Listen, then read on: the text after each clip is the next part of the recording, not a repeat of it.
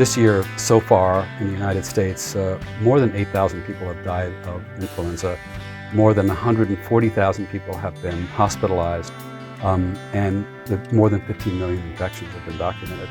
These are numbers from the CDC, the American CDC. So and yet we don't seem to care. You know, it's just accepted.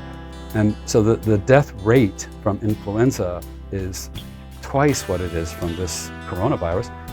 I'm just looking at how to educate people to think about, yes, we don't want anyone to get this virus, and we certainly don't want anyone to die from this virus. But I think that we need to understand what we really need to be afraid of. And I'm not afraid of coming to Beijing at all. I'm much more fearful of living in New York and getting the flu. I'm much more likely to die of that than I am of any coronavirus. Antivirals are much more available now than they were, and some of them, it seems, are going to be effective at helping to control the coronavirus.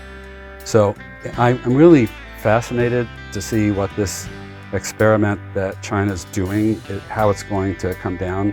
I personally don't think there's going to be a pandemic because of the rate of new cases has definitely slowed. So I think that, and it's a very good sign.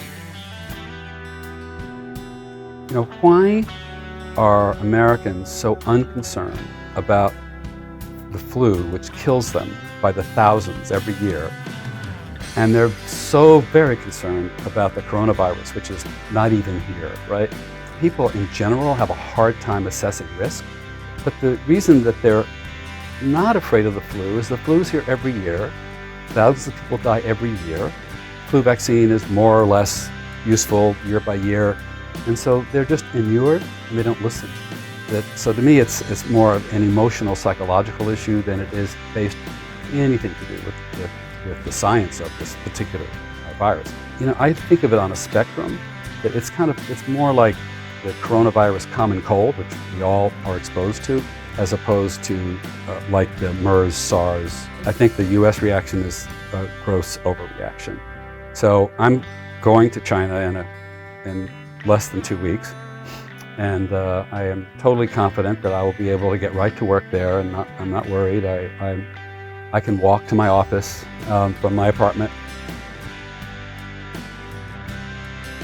When I'm talking to my American friends, I say, where else can you point in history where some governing agency of any type has managed to pull literally 1 billion people out of poverty into the middle class?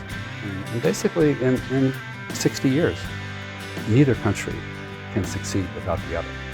And so it's like, I get emotional about it when I talk about it. It's like, there's no like success.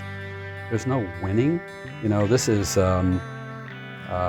it's either win-win or lose-lose, right? So no matter how Americans, criticize, I think you need to look at the outcome, and the outcome's pretty awesome.